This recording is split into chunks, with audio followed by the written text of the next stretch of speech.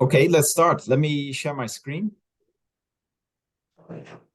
So we're coming to about halfway of our online facilitated course. And we are now in the third module already. So time's flying. And I once again want to thank those who are very actively submitting assignments. I think you have seen that we have been giving some feedback to a number of assignments already. We are working on giving feedback to the others. To the others who haven't yet put some ideas on paper, it's not too late. You're still welcome to submit your thoughts and your ideas, and I think it will help you a lot in digesting all the things that we're doing in a very fast pace. So don't feel worried about that. But indeed, know that if you submit an assignment, we will look at it and we will give some feedback as well. All right, so now we're in the third module, and we'll be putting Food Systems Foresight Framework into practice. And this is about the steps 1 to 4 within the Foresight Food Guiding Framework. And this will be introduced as well as a brief recap, but you will also have seen many materials are also online on the Thinkific for you to go through this. So I just wanted to open the session by just giving an outline of what we'll discuss today. So we'll have our, of course, welcome and introduction. Jim will give a bit of a recap on what we're talking about when we're talking about the first 4 steps of the Foresight for Food framework. Then our colleague Monica Zurek will take over and share a bit about drivers, trends, uncertainties, and scenarios. And then we'll also give a bit of an instruction about the group work. So we have a really nice couple of steps and exercises we want to go through with you today. So that's going to be one chunk of our session today. Then we'll come back in again and give a brief round of going around to the different groups and seeing what you all have done. And essentially, we'll be practicing with sort of digesting what drivers and trends are, and we'll work on creating a very basic setup for doing a scenario analysis. We'll have a brief plenary discussion. We'll have to see about time and a bit of Q&A. I think we also want to share a bit more what we're doing and what kind of questions we're facing. And then we'll wrap up within 1.5 hours. So we'll be closing by that time. So that's all from the outline of the session. So with that, I'd like to hand over to Jim for the first 4 steps of the framework. Great, thanks, Bram, and good morning, everybody. Fantastic to have you all joining with us again. So let me just share briefly some ideas about the overall framework. This is all on the MOOC, so probably some of you have already looked at that, so I'm not going to spend too long on this because you can look at the recordings there. But this just gives a little bit of an introduction into what we'll then be doing in the group work. So let me share my screen.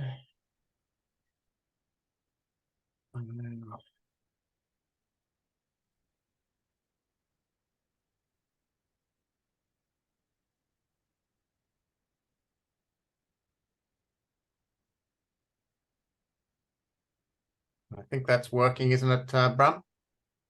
Yeah. Yeah. Okay. So just going through applying the overall Foresight for Food process. So, I mean, as you know, we've shared in the first session the overall Foresight for Food guiding framework. Oh. There we go. Which has got these 7 main steps of scoping the process, working out why we're getting into doing a Foresight exercise, mapping the system. And last week you did a whole lot of work with John around thinking around food systems, assessing the key trends and uncertainties, which is what we're going to spend quite a lot of time on today, along with the idea about how you construct scenarios. You can then use that to look at what are the implications for different actors in the system, explore the sort of systems changes you're interested in, and then generate pathways for change. And this whole framework is underpinned by the idea of using a really strong evidence base, using where we can data and computer modeling, and also, of course, having a highly participatory stakeholder engagement process. As you've already started to experience, there's a whole range of different participatory tools that can be used in the process. Some are able to be used virtually using Mural, as we've shown, and some are more appropriate to using in a face-to-face workshop. Just to emphasize that, I mean, facilitating a lot of this stuff is really around a broader stakeholder engagement facilitation. So there's a lot of tools and ideas about how you facilitate processes that you can also pick up from the MSP guide if you'd like some ideas around that. And many of the participatory tools are, that you find in general participatory processes can be used in the Foresight process. Also emphasizing the value of face-to-face and virtual engagement. I think you get a lot more when you can actually bring people together to talk with each other. And I wouldn't underestimate doing that. But we've also found that we can actually do a lot of good work virtually as well using Mural and other tools. And in fact, doing sort of a hybrid mode seems to work quite well. So, maybe getting people orientated, doing some preparatory work online, and then bringing people together for a face-to-face event, but then perhaps needing to go back and do some more work in a virtual environment. So scoping the process, just a few basic steps here of really trying to clarify the ambitions and interests of why you're doing this with who, what's the interest. Identify the key stakeholders you want to have involved, gain some initial understanding of the key concerns and interests of different groups. You maybe need to think about some sort of steering group or advisory group that's supporting your overall Foresight work. Try and be clear about what's an overall process over time, and think really importantly about how you can communicate with different players about what the exercise is all about. So pretty common sense, but this just gives you an idea of what you might not want to be thinking about in the first scoping the process. And we have a set of steps like this now for each of the elements of the overall process.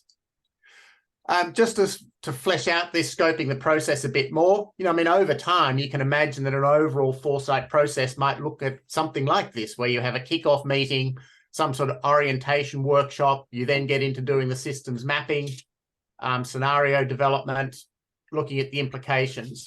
You could run an exercise like this, as we recently did in Africa for youth, over 4 or 5 days. You might run it as a whole series of events spread over a 6-month period.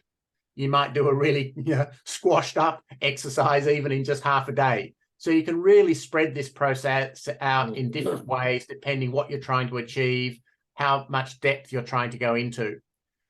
You probably want to have a couple of complementing exercises like communication and engagement with a working group, the whole data gathering exercise, and of course being really clear about what the outcomes of the process will deliver for you in terms of how do you get shared understanding between stakeholders? How do you lead to an overall shared agenda and commitment for action? How do you collate and synthesize all the data you need? So try and think really explicitly about what the process is trying to deliver for who. Scoping this process also involves doing some of this sort of stakeholder analysis. You can come back and use this sort of framework if you want to, but really trying to understand who has power in the situation, who has different interests, what are their concerns, what's their role in the food system. Here's an example of how some of this stakeholder analysis has been done online with one of the sessions we had. Last week, you did a lot of work on mapping the food system.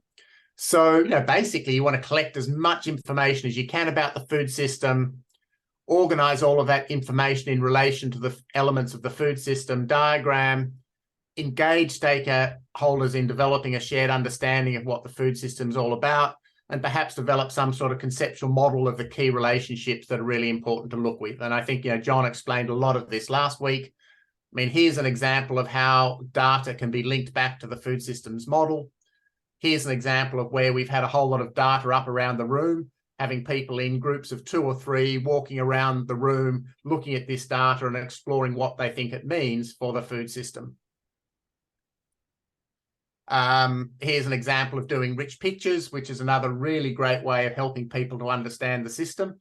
Very interactive. You can do this both online or in a workshop. And it really helps people to see the big picture, to understand their different perspectives, and really importantly, to understand the relationships between different parts of the system. Using insights from modelling and GIS can be really critical. I won't talk a lot of detail on this. So then we come to the next step, 3, which we're going to be going in today, about assessing the big trends and uncertainties. So we want to try and identify what are the key drivers shaping the food system, perhaps looking at social, technological, economic, environmental, political factors. Other frames of this introduce legal elements as well. Thinking about what might be some of the wild cards, the big unexpected events which could have a big impact. And then you can group these drivers into key trends and critical uncertainties, which is what Monica is going to explain and take us through in an exercise at the moment.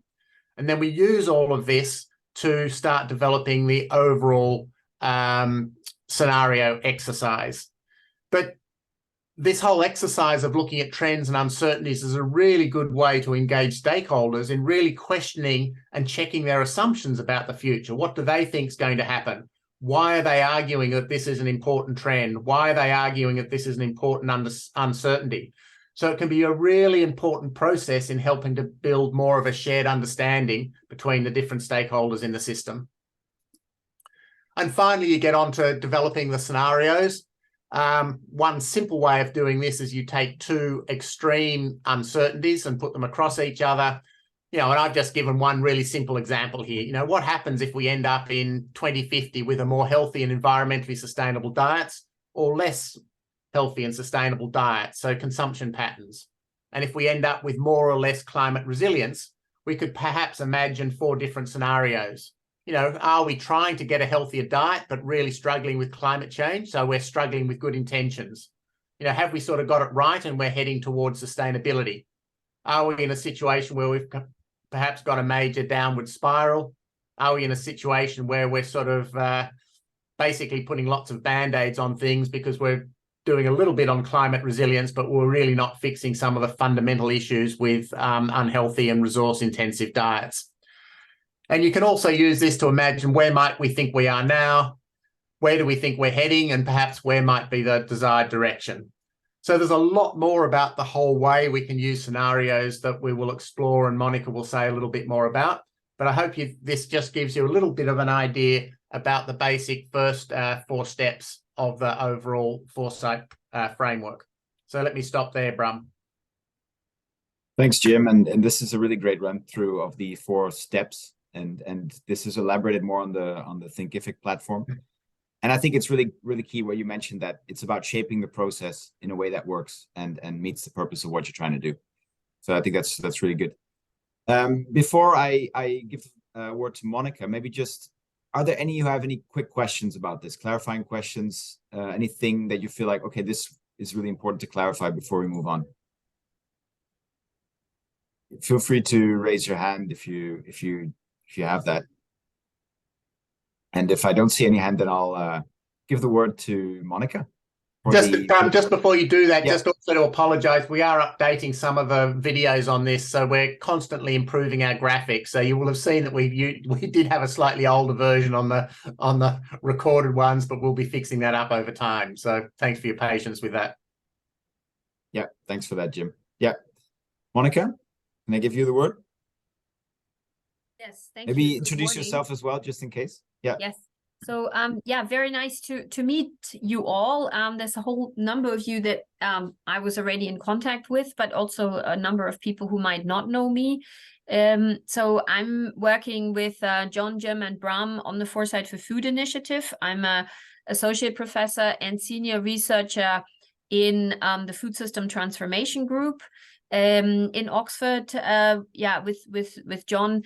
And have been working on particular scenario work, but also other foresight methods over the last 20 years in all kinds of different settings, mainly around big environmental and food assessments like the IPCC or the Millennium Ecosystem Assessment, but also with a number of sector players in the private sector, exploring how this look into the future can be used to basically make decisions we're taken today more resilient and future-proofed, and exploring the different possibilities that could derail the thinking about how the future might look like today. So what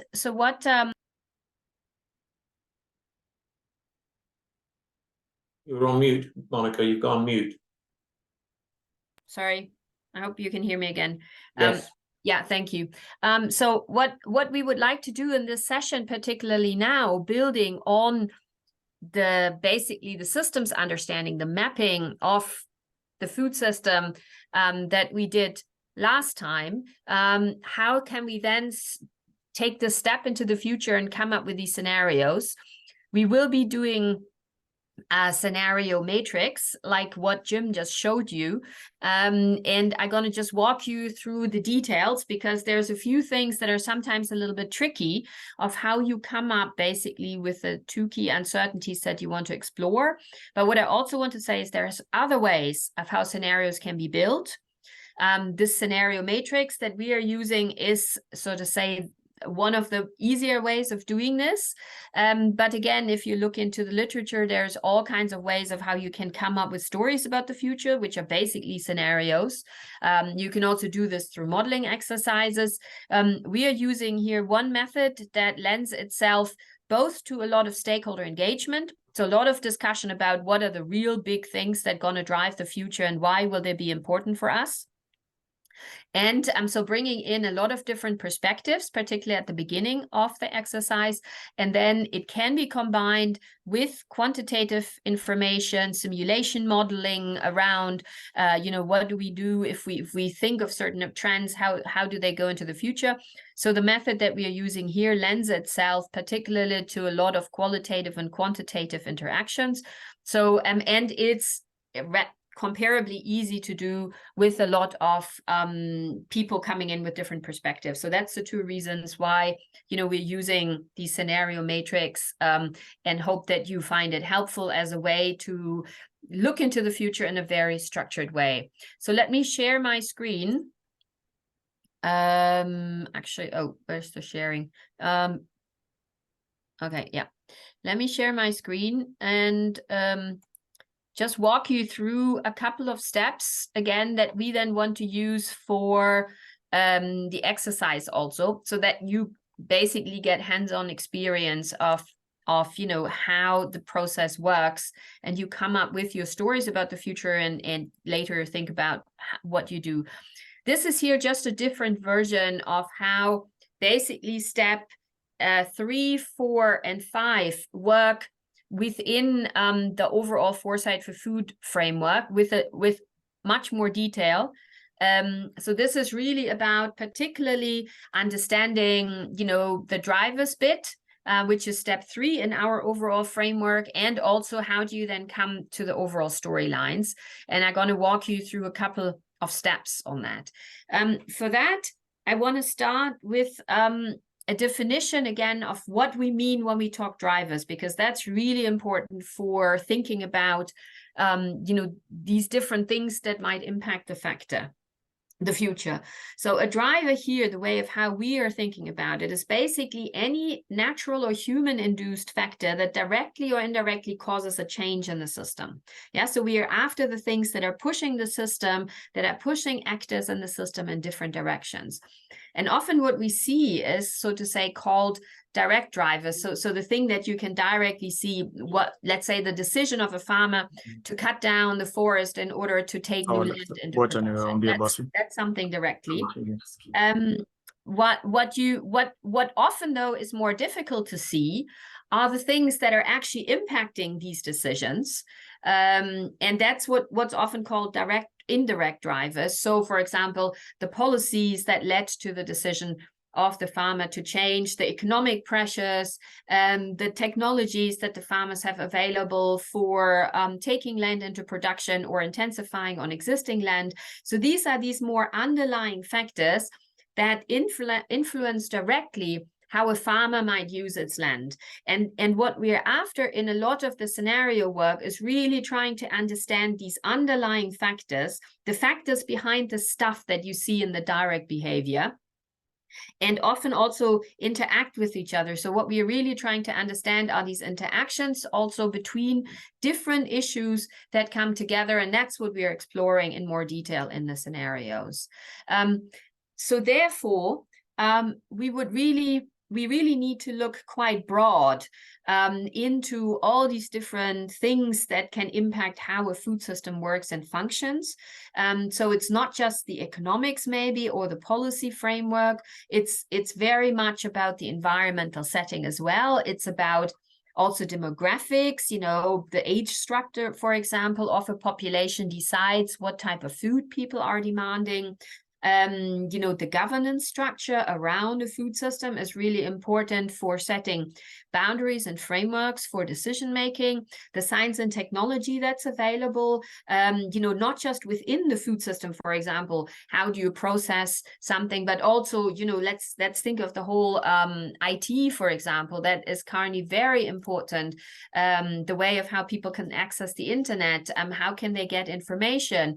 All of this will really change the way of how people are taking decisions within the food system.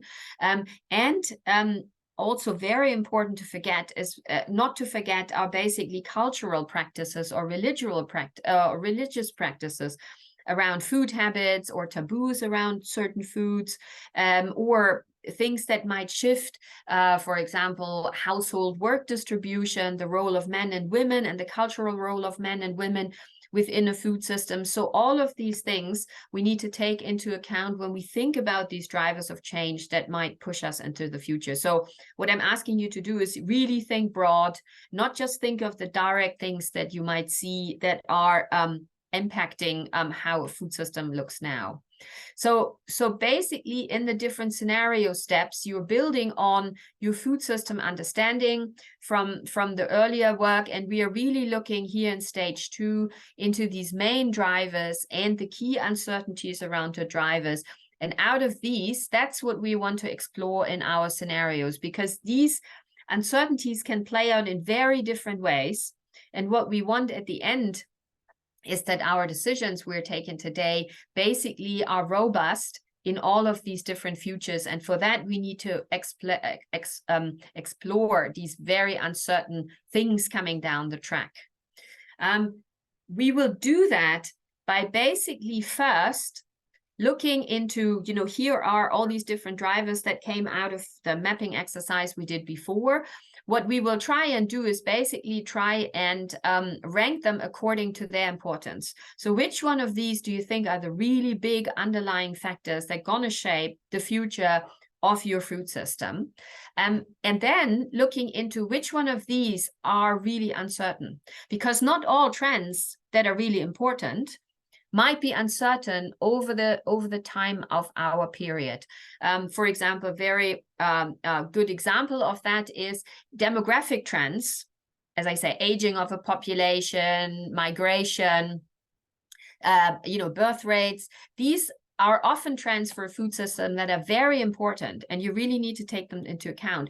They are, though, over a lot of scenario periods, let's say over 30 or 40 years, not necessarily uncertain.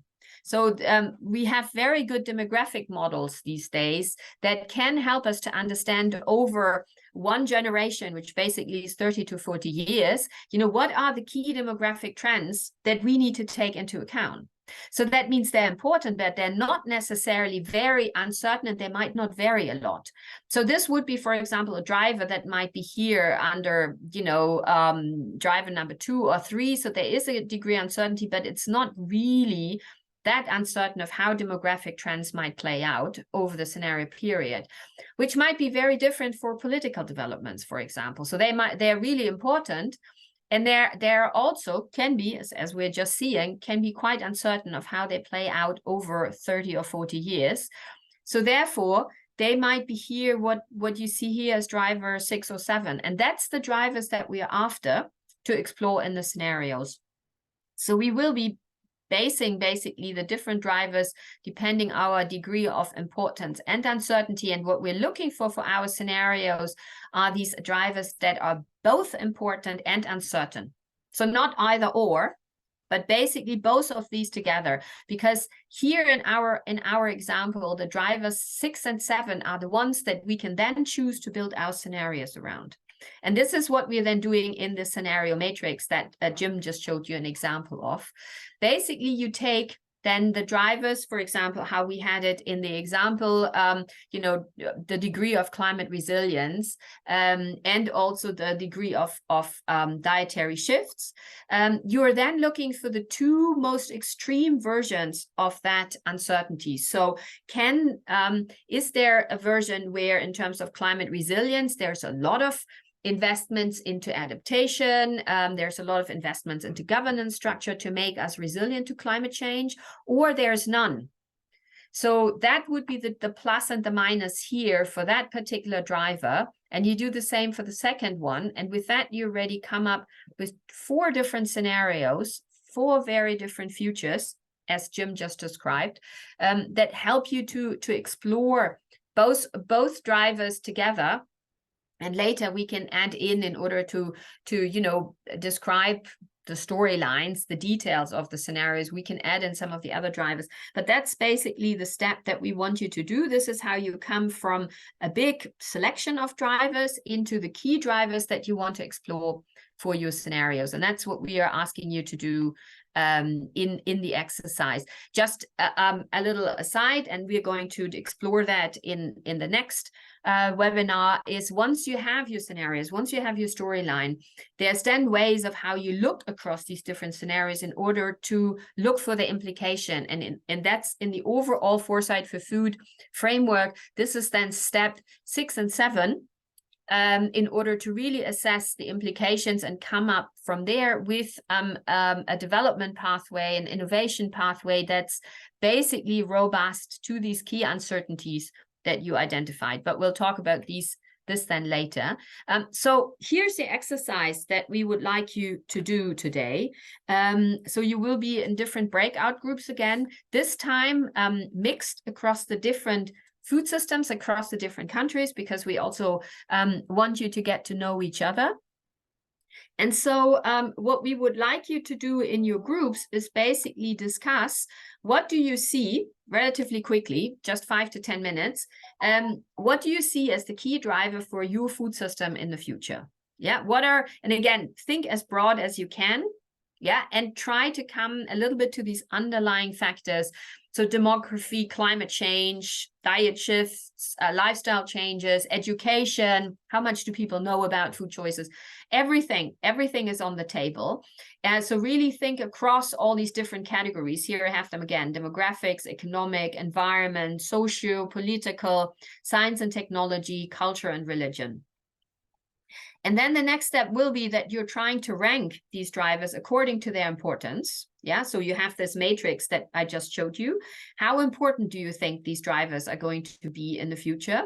And then you're marking which one of these are particularly uncertain, because as I said, not all of them have the same degree of uncertainty. You know, we know more about certain things than we know about others.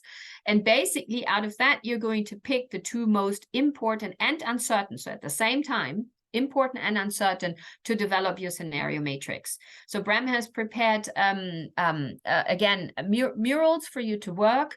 You know, we will be in the different groups. I might float a little bit between the groups to see if there are any questions. But you have around 25 minutes to go through these steps on the mural board and basically come up with your set of scenarios based on the key drivers for the future.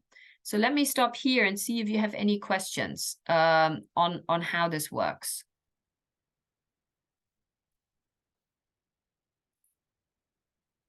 Anything? You just jump in or raise your hand or put something in the chat. The mural is also in the chat. Okay.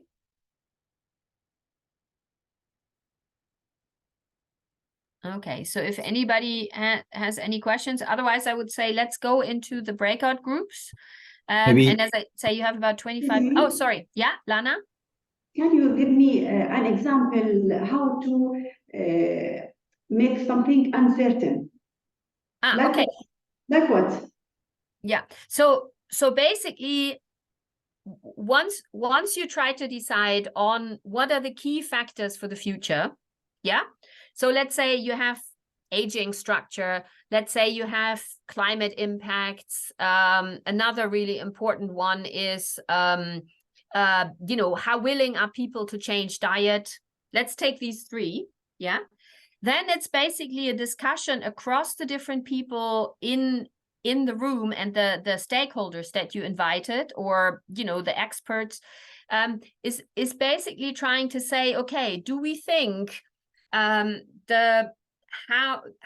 strong climate impacts are? Is this something that we know a lot about for us? Or is this something that for our food system, we actually don't know how it's gonna pan out? Yeah.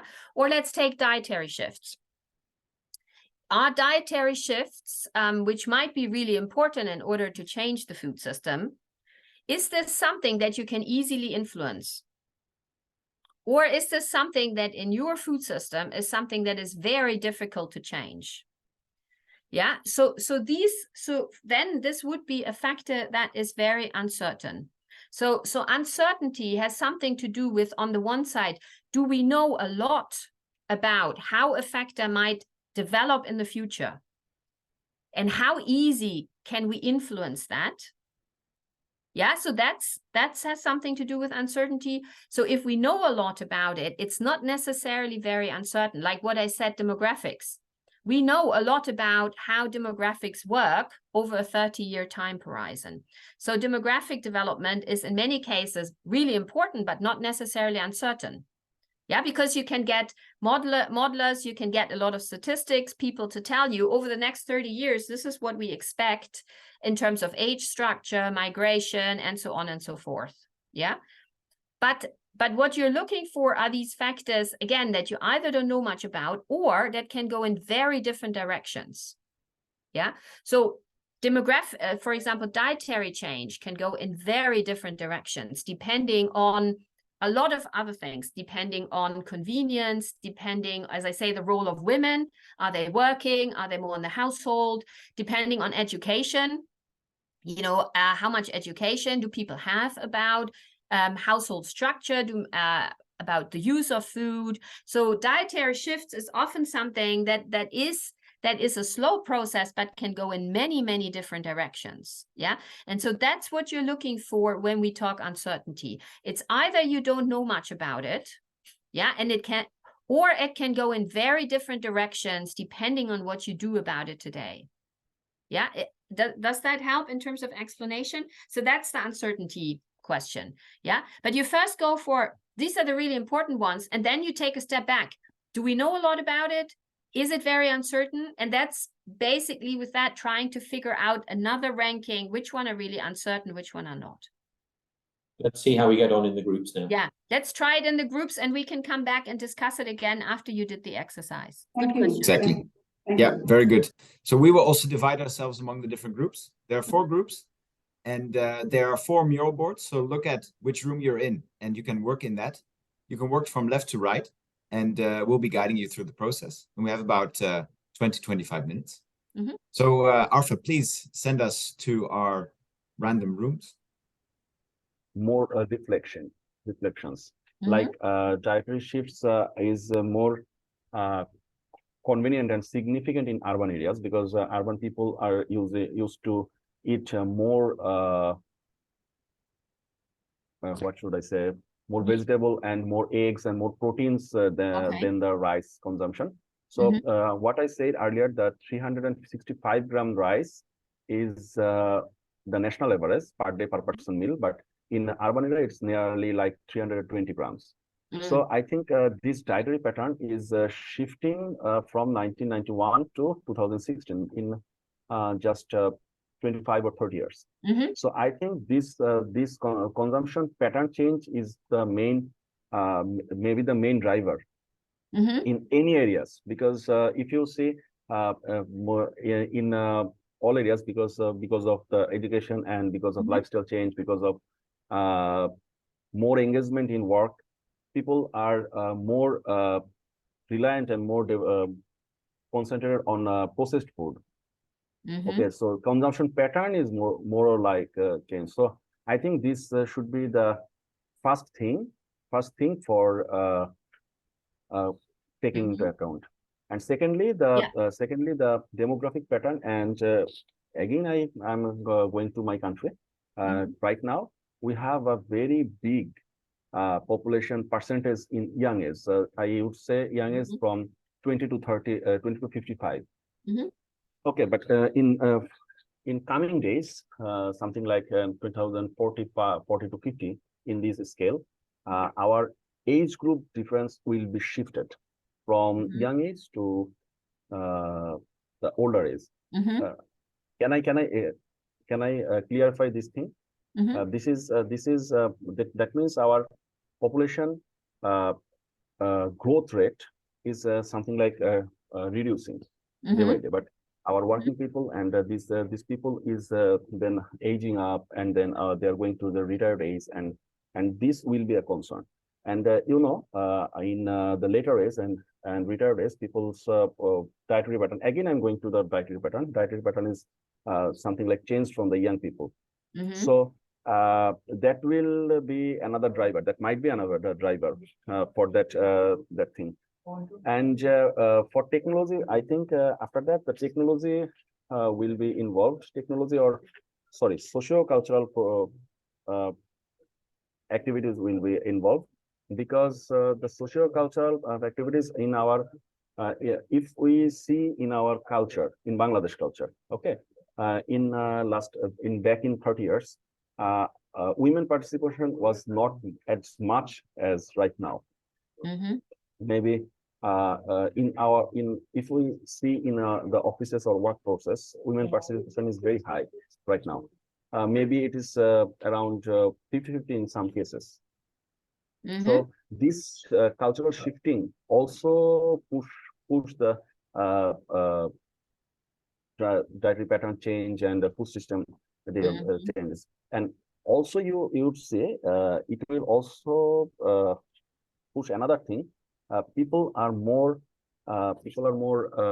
dependent on the processed food and buying food from markets or other things, because previously they are used to cook in their house for every meal, but right now for working purpose or engagement in other works, they have less time. They have less time than previous, especially for the women, because in our country, women are the main people who are engaged in the working. Yes, Abdul, thank you very much. I hope you saw that I was typing a lot of your points and put them into the different categories.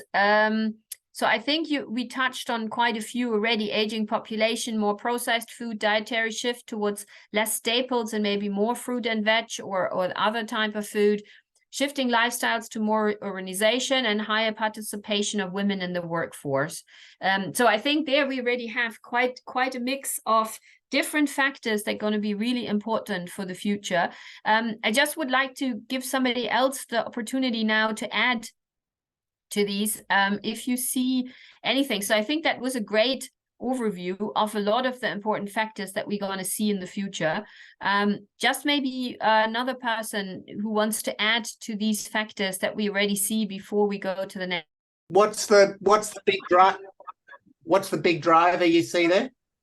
So one is smooth supply of agricultural inputs.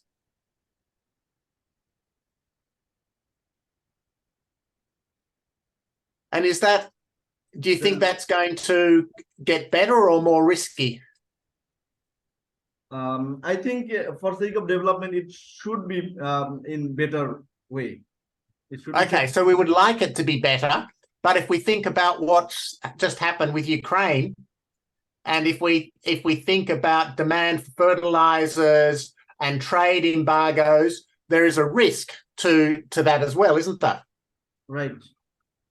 So maybe it be timely supply of agricultural inputs. Yeah. Like it needs to be when we need it actually. Yeah. Okay. Another thing is the market chain.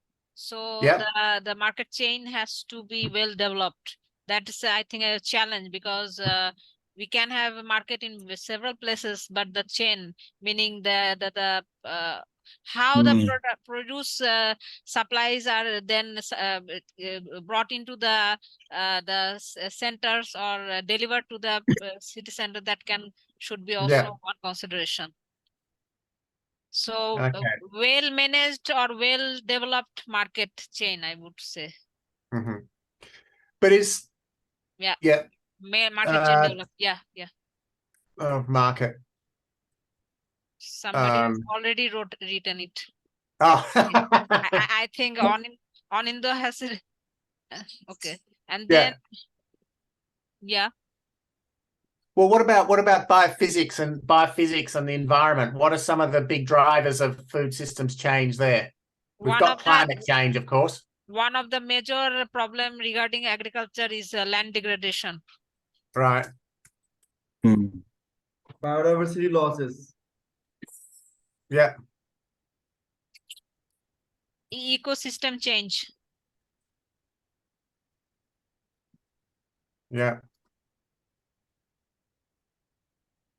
Changing ecosystem instead of change, you can write changing ecosystem, because due to climate change there are a lot of impacts, not only climate change but also other anthropogenic factors are also there that would play a vital role in the change in the balance of the ecosystem.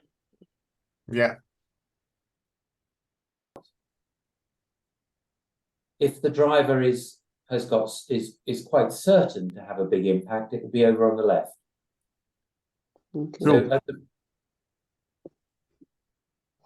yes, and I am suggesting, because I have no access to the mural and I can't move any stickers. Please I would like to suggest that we add a population dominated by the youth, especially in Where would you like that on the middle, on the grid? Because as the population demographics change, as more young people get into their youthhood, we are likely to see changes in especially around food choices and stuff like that. Right. So we hope that if that is unaddressed, and it has high potential on how it influences the food system, on the kind of growth. Okay, carry on, Martin. This is great. Okay. This is great. And they are less likely to produce food. One, they're not interested.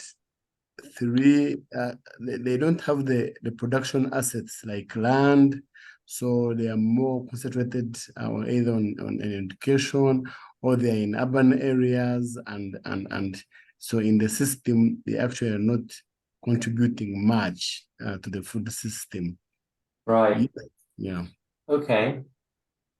Well, how are we doing for time? It's 23, so we've got five minutes left. So let's now move over. Well, what we need to do, folks, is make a decision which this area up here at the top right. Sorry, the top left is the interesting thing for our grid. Population growth is the issue. Population growth. Now, if it's high population growth,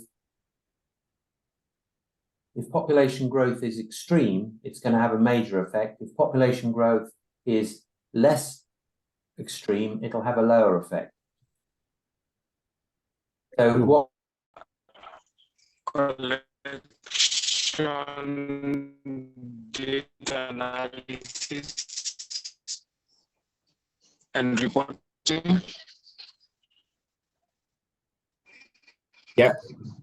So you're coming a bit disconnected, but I captured data access, ownership, and the analysis of that data, and who maybe owns also the data offers. Please, another point. Well, let's move to the next one, Lana, because I'm also looking at time. We don't have that much time left. Yes. So Okay. the next assignment is that we should rank the drivers according to the importance that they have, and that means that we need to rank them on impact and on uncertainty.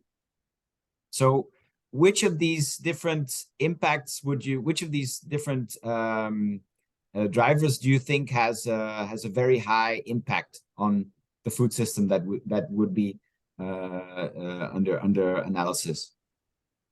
Which ones should we add here as a very high one? Maybe climate change. Climate change, high impact. Let me put it there. How about population? High. Probably high impact. Let me put it here for now. Urbanization. Medium. Medium, right? I mean, I think this is something where a lot of countries are already dealing with. Yeah. Let's look at the other ones. Famine. Famine probably has high impact, no? Yes. Or should we even say medium? Because I mean, often famine takes place in certain areas and not in the whole country, right? So it's often a localized issue. So let me put it in medium. Consumption patterns. High. High. High, right? Yeah, I agree. Technologies, linking consumers to farmers. Medium. Medium, yeah. Adoption of GMO. Low. Adoption, no. High, sir. High potential. What do others think? Also high or? High. Yes. It's high on uncertainty rather than impact. Yeah, okay. All right. We'll come to the uncertainty in a little bit. So let me put it on medium for now. And then we see how uncertain these are. Oh, I put hydrogen, but I mean hydroponics. So how about these alternative production processes? I think medium. It should be slightly higher than, yeah. Let me put it here. I'll put these ones up a little bit more. Oh. Good. How about data access? Bram, you brought in this one. What do you think? Medium.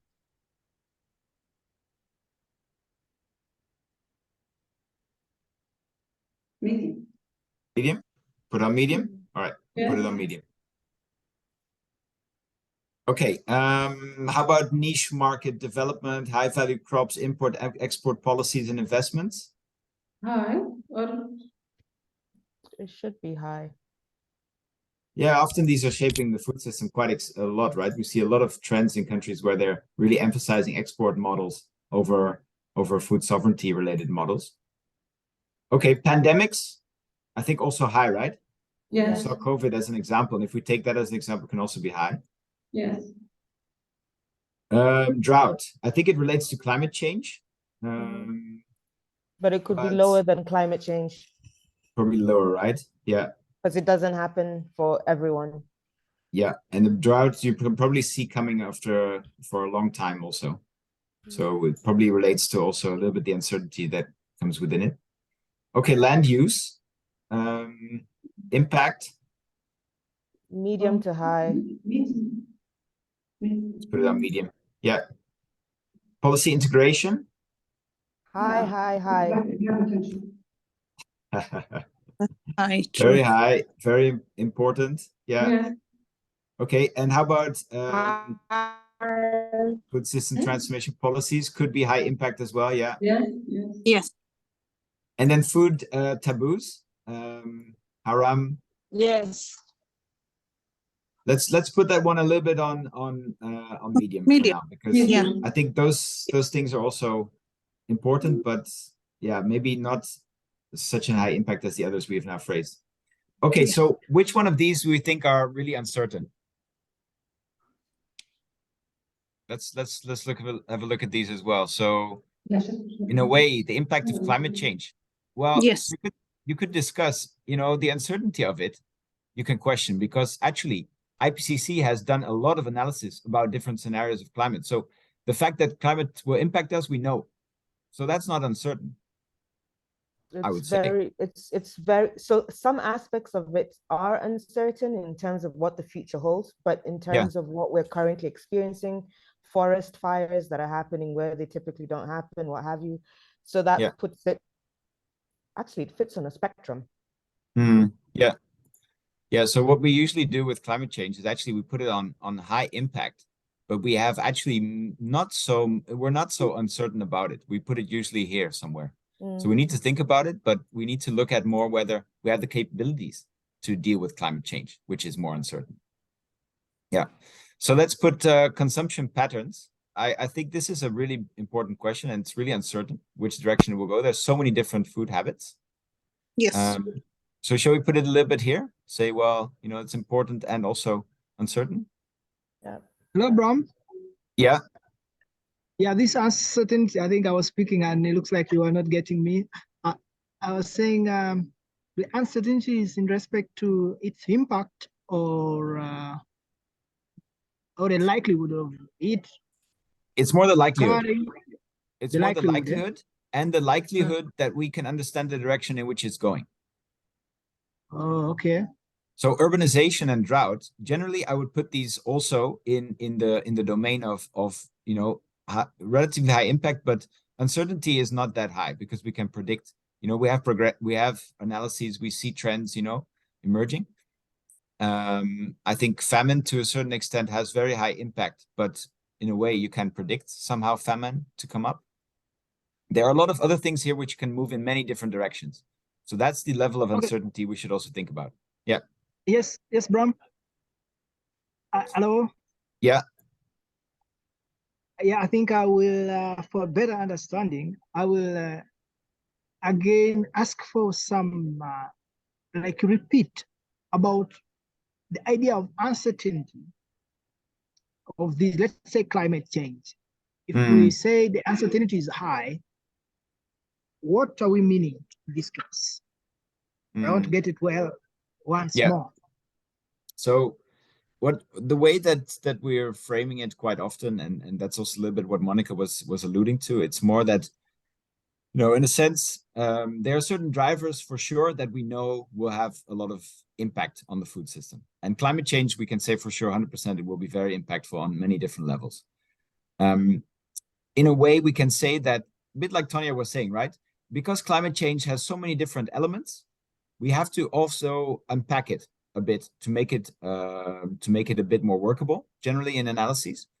What is often being said is that, you know, because we have this all analyses of evidence and IPCC reports and scenarios, there is a certain level of certainty that we already have about what will happen with climate change.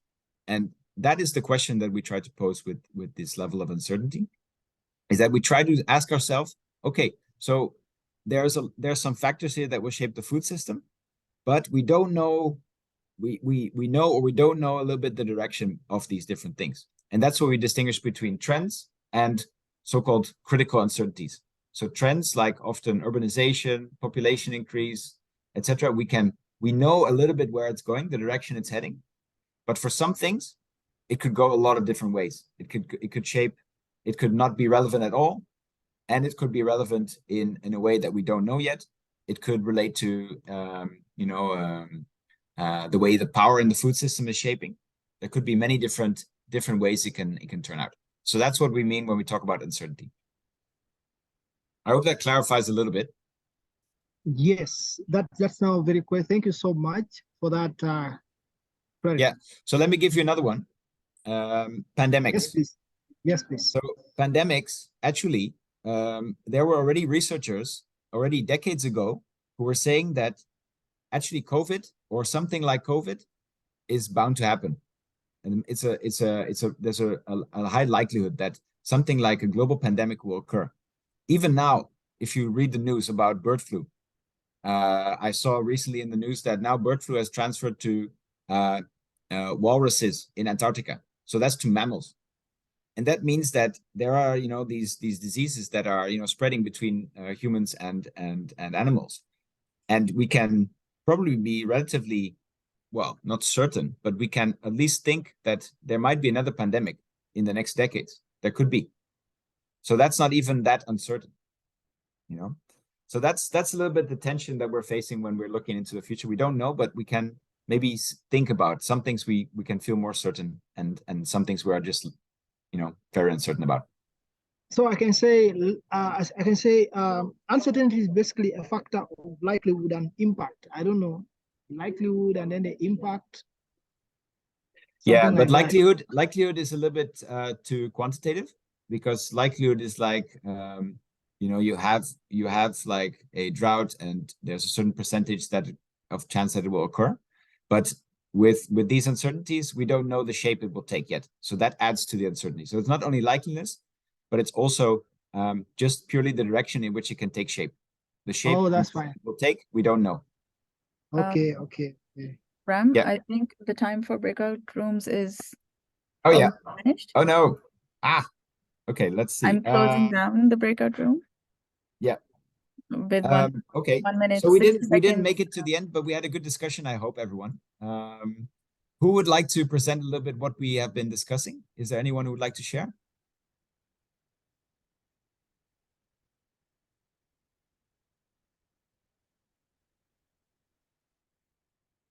I think I'm looking at maybe Tanya. I think you're no? Yeah, you can. We'll do it together. Is that okay? Yeah, doing it together is okay. We can try. I feel bullied, but yeah, we could try. Oh, sorry. I don't mean to make you feel that. I mean, if you want to, we can tag team. Okay. All right. So there's no problem. maybe I'm also here. There's no problem. Okay. How about Daniel and Tonya? You can do it.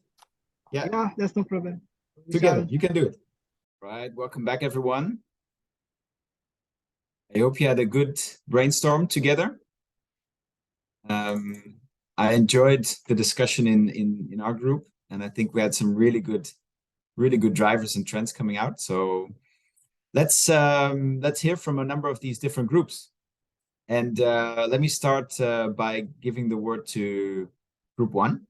And I just before closing, I bullied Tanya and Daniel into sharing a bit. So I'd like to share my screen, and then also just quickly, I mean, we only have a few minutes, right? So just share a few highlights from what you were thinking, and what came out of our discussion. So okay, Daniel, you can go first, and then Tanya, you can add. Yeah, thank you so much, everyone, for module 3 again today, for the attendance. Going straight to really what we are discussing in group 3. I think first and foremost, what we started with was to know the drivers. Of course, the drivers, what we have been talking about severally. And the drivers, if you see our mirror table there, we had actually put the drivers and grouped them on if you see on the left. But of course, after understanding the drivers, we had to rate the drivers. We have to rank the drivers. So is it really of high potential impact, or medium, or low? Of course, if you can see, most of them were high. A few were medium. You see climate change is really leading there, the potential, having a potential impact at the time of food systems. You can see we have population increase, pandemics, policy, they are high. And then consumption patterns comes in there. And of course, if you come down here, you can also see we have drought on the medium. I think drought is there, urbanization, land use, food taboos. We talked of alarm. It's also a driver, but most times we might tend to ignore. But we understand that it can be really a driver, because it can affect, of course, food security. Now, and then, of course, law. I think we didn't have the law. And then another thing that we talked about was now to the uncertainty levels of these different drivers of potential impact to food security. Of course, understanding uncertainty. We had to, of course, go through an understanding of uncertainty, where Bram was telling us about these integration. I mean, understanding the likelihood, and then the impact, and then the direction Like, for example, of course, climate change, we know its impact, and we understand that it is likely to occur, but sometimes the direction is not clear. So we put it in, of course, medium, that is in respect to the uncertainty, having that in the medium. And then I think that was an example that we gave to. I know the time wasn't that much for us, but my colleague Tonya can pick up from there or supplement something. Thank you so much. Thanks, Daniel. Tonya, maybe a few words from your side? Thanks for that, Daniel. Through our interaction as a group, it became apparent or clear that there needs to be a shared vision or shared understanding of some of these terminologies. So going back to the stakeholder brief or stakeholder engagement, is as workshops or whatever is being done, it's how do you create a shared understanding of things such as certainty, uncertainty, because if you have a gap in the definition or the understanding, then you miss the whole potential of what this can do for scenario planning. Yeah. That's a great observation indeed, Tonya, and that's also the reason we didn't make it yet to the next step of this exercise. I think we had a really good discussion about, what does it mean, right? This impact and uncertainty. How do you phrase that? Okay, shall I move to? Thanks for room 1. Shall I move to room 2? Who can I give the word? Yep, I got caught out at the last minute there, Brum, and didn't land somebody to report for us, but maybe somebody in group 2 could just talk a little bit about what we did. Who would like to say something that was in group 2 with me?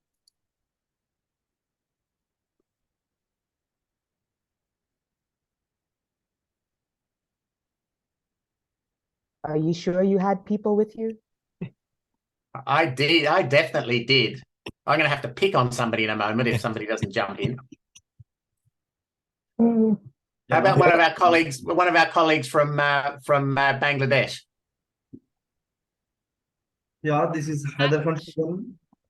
Yeah, go ahead. Yeah. So in our session, we at first we identified different stakeholders involved in different even the different drivers. At first, we identified the drivers like demographics and development, and then that this zoom up.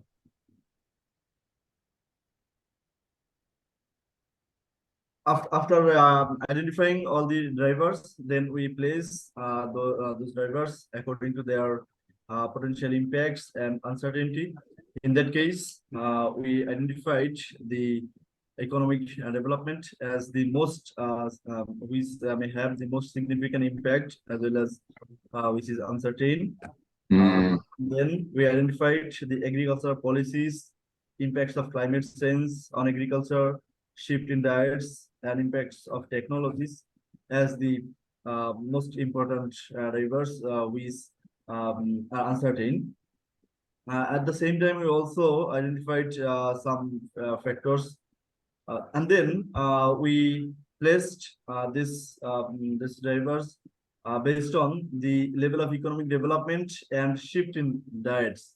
Like when we will have higher economic development and we shift to more healthier diets, we consider that as the getting in the right way. Otherwise, in case of higher economic development and and adoption of less healthier diets or unhealthy diets, we term this as the consumption of as the scenario of wealthy but unhealthy types of people.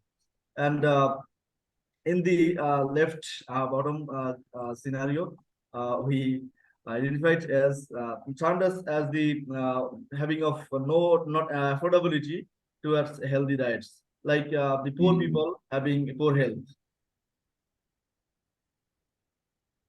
Yeah, great. And I really like how you added names to each of these different scenarios to characterize each of these different futures. Yeah. Anything you'd like to add to anyone else like to add to this group as a final note? Jim, you want to say something about this, or shall we move?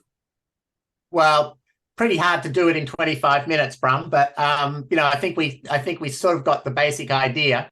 And I think, like the other group, I think we started to have some really interesting discussions around what's an uncertainty and what's a certainty. And for example, around technology, we said that, you know, technology development is going to be certain, but the impacts of some of that technology development might be rather uncertain. So, you know, you end up in a very interesting discussion around what happens.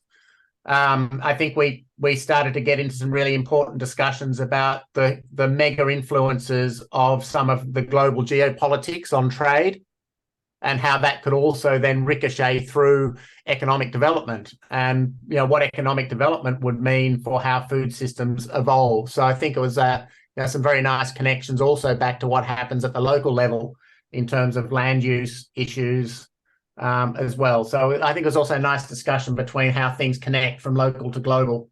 Yeah, really nice observation. Yeah. Okay, great. So let's have a look at room 3. Let me go straight to your scenarios, because I think we get the idea of the sorting, but maybe someone can share a little bit about these axes that you developed and the scenarios that came out. Yes. Who can I give the word? In our group, also the geopolitics came to the surface quite quickly. I was thinking, sorry, I have to pick on somebody. Nada, would you like to report back a little bit, or start the reporting back on you know, what we did and how we came up with our scenarios?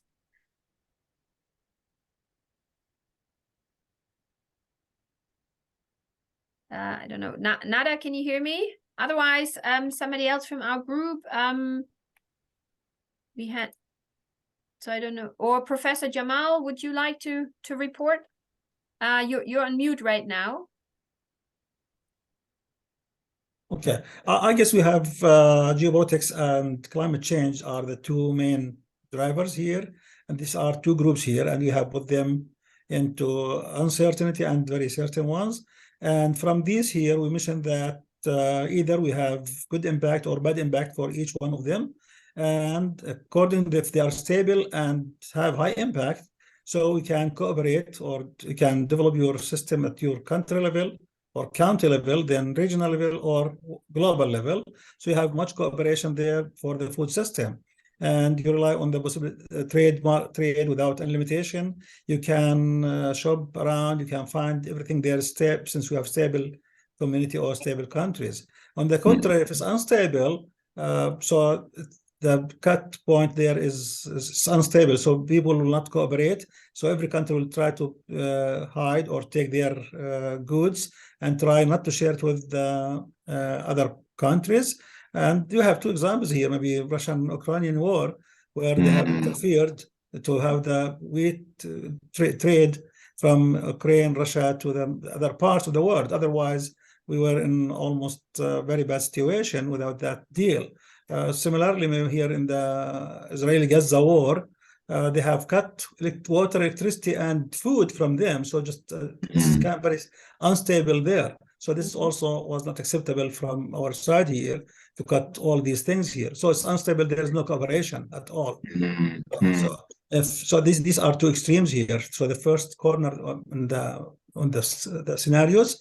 On the other ones, if you have unstable environment and high impact, you have the scenario is there. So we have high impact and unstable. So the scenario will be very, very critical here. And you have to look at these limitations and drivers in much more advanced or much more cautious ways in order to develop your scenario. So this is very unstable, as well as there is too much high impact on the climate change. So you have to look into alternatives there in order to at least find your food, or to try to find things under limited conditions, maybe, and you have to rely on other resources, or maybe to find other resources, or to maybe ignite a war to get your water, to get your food from your neighbor country. So this is something that will be much more unstable. For the stable and manageable climate change, that is from the name, you can manage, both is stable and you can manage, so it's easy on the other side. So the scenarios here can differ accordingly, I guess, with the situations, and we have picked these two scenarios here, or two factors alone just now, but there are many other factors which we have started with and stopped for the sake of for the sake of just demonstration here. Okay. Yeah. Thank you, Sorry, long. I think this is a really nice summary of your discussion, and I think I'm really impressed with your group, how you were able to already start filling in these different scenarios. We have the boss with us. We have the boss with us, I guess. That's why I could keep That's them along. great. Yeah, exactly. But yes, they worked really hard and quickly. That was the good thing. That's how we could do it. We have the boss with us, I guess. Already moving a little bit into filling in these scenarios and thinking about implications, and some of those implications are quite serious. So I think that's also what where we come to the value of some of this work. So that's really nice. Okay, group 4. John, I guess that's your group, right? I sent a note to Elizabeth. I don't know whether you'd be willing to speak up a little bit about group 4, if you're still with us. I am still here. Okay. I think in group 4, we came up with some drivers pretty quickly, but we realized at some point that we had a lot of drivers which were very certain and very few drivers which were uncertain. So we had a lot of things like population growth, the speed of climate change, water scarcity, number of farmers, which we thought fell very much in the range of certainty. And so they ended up at the top, but at the left, and we couldn't really use them. And then we had to spend some time thinking, what would we put as uncertain? I think eventually we ended up talking about adoption of technology as one of the uncertainties that could have high impact. And the other one was the food prices, which was an uncertainty, but could have a high impact. And so those are the two that we ended up using as our axis. We didn't get to describing the scenarios.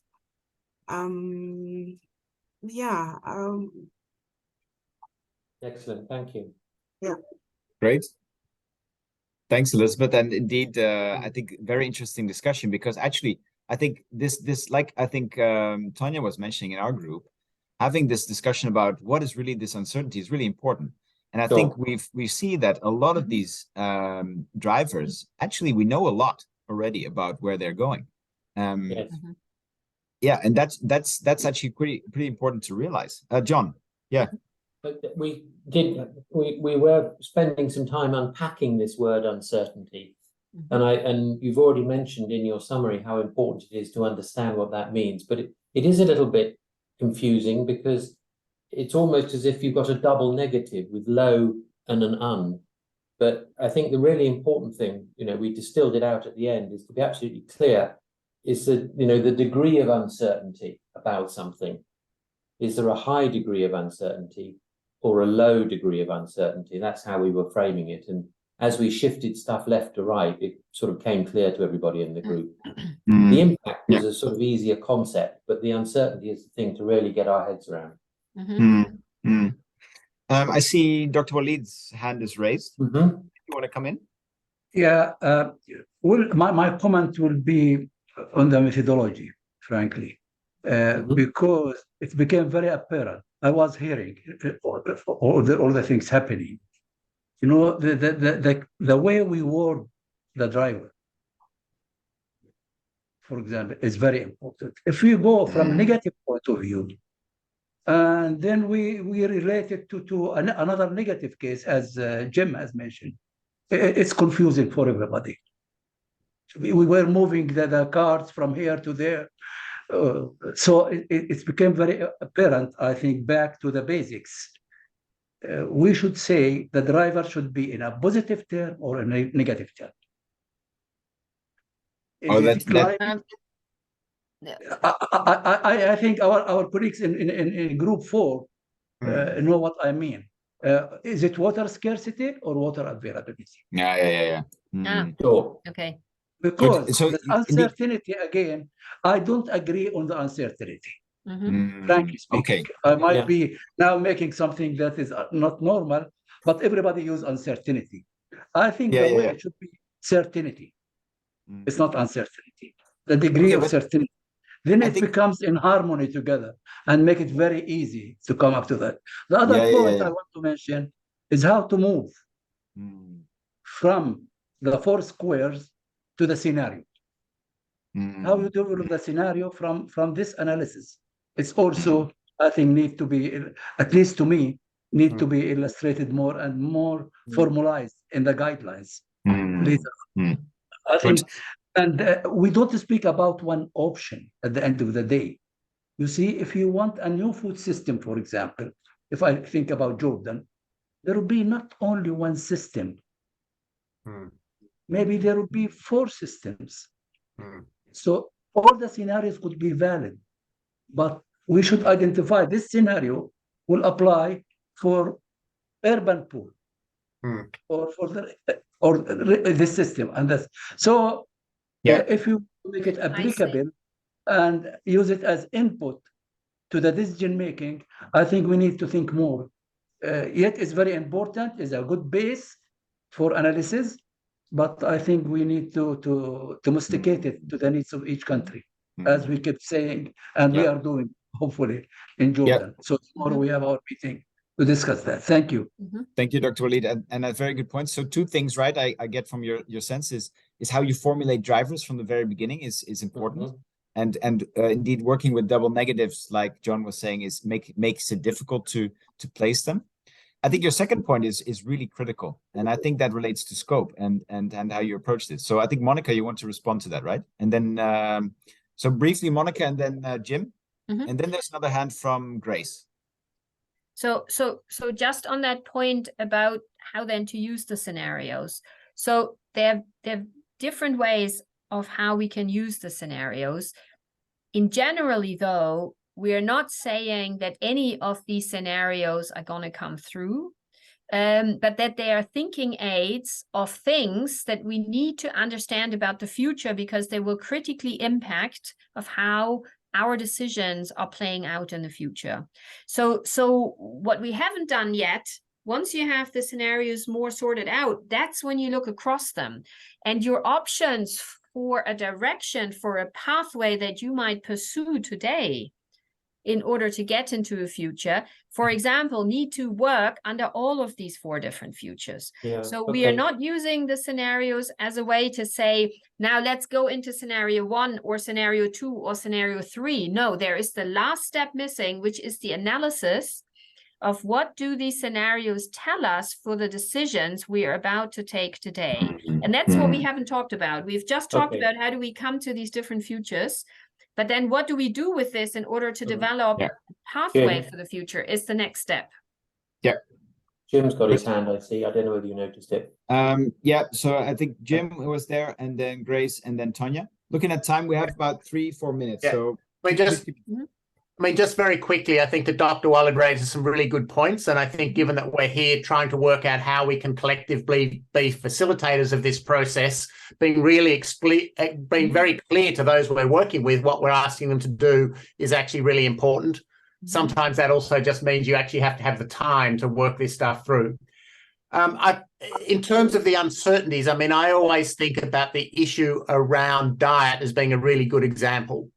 So we know broadly where diets are heading at the moment with increasing obesity, and we see a lot of effort to try and shift the curve of people's diets to something more healthy into the future. But will we be eating a more healthy or unhealthy diet in the future? I think at the moment is a huge uncertainty. It's got to do with policies. It's got to do with the price of food. It's got to do with cultural and normative issues. But what we can imagine is, what would the world look like in 20 or 30 years' time if we've got more than 50% of the people suffering from obesity with high diabetes issues and the cost on health systems. So I think that gives you a really good example of how you can then explore what that means and the consequences of that, which then the whole idea around this is to say, is that a world we want to end up in? What would be the consequences of that? and how might we shift to what might be a more to a better scenario.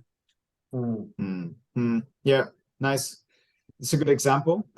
Grace, do you want to add, or do you want to raise a new question? No. Oh yes, more to what Walid was saying. Now, do we keep the statements, the drivers more neutral? We put them in the negative form or positive? Because when I try to put in the neutral, sometimes it's hard to predict whether it will have a high impact or it will have uncertainty. So what could be the overall form we go with? Do we keep it? Do we state the negative form or the positive form, or we keep it as a neutral statement of a driver? I just want clarification around there. Good question. I don't know. Is there maybe a rule for this? I think generally in systems thinking, when you do a CLD, you want to formulate a causal loop diagram. You want to formulate things in a positive way, because of the very fact that it could go multiple directions. So if you talk about indeed soil, you can talk about soil health rather than soil degradation, because soil degradation would point in a certain direction already, whereas soil health could be better or worse. Yeah, so that allows you more ability to play with it. I mean, just to jump in there, Bram, I mean, I think it's important to define the extremes of the uncertainty. So, you know, we can think about a driver of global geopolitics. Are we going to be in a world where we have a high degree of global geopolitical instability? And are we going to be in a world where we have a high degree of global cooperation? So it's not necessarily about deciding the positive or negative, but what it could be. For some people, maybe having a high degree of global instability would be highly desirable for them, and it's what they're trying to work towards. You know, likewise, with the uncertainty about what people we're eating, we define the uncertainty as saying at one end, it's perhaps eating a more healthy diet that looks like this, and at the other end, it's eating a more unhealthy diet. And then what would be the consequences of that? Yeah. So indeed, that would become really important when you're putting these into these scenario axes. Yeah. Okay, Tanya, I'm looking, we're over time, by the way. So this is the last contribution before we close. So I'll just, sorry, Dr. as we went through this process, the Millennium Development Goals came to mind. I believe this whole process was gone through, and by 2015, there was no African country that was going to achieve the goals, and that's why they changed it then to Sustainable Development Goals. So there also needs to be that thought that as these things are designed, that how do you ensure that they're achieved? Because it will be great, we'll get that little infograph on this is what we need to do, but then what happens beyond the infograph? Yeah. Yeah. which great introduction, because that really takes us to the next important steps that we'll cover in the next session. Yeah, that's where we talk about system change. Yeah. Okay, so I apologize, Dr. Walid, because I need to close now because it's 2:12 on my side, and I think this is a really nice thing to continue our discussion in the community. So please also find your way to the Thinkific platform community where you can raise questions, get in discussions, share knowledge, etc. So that's what I would encourage you to do.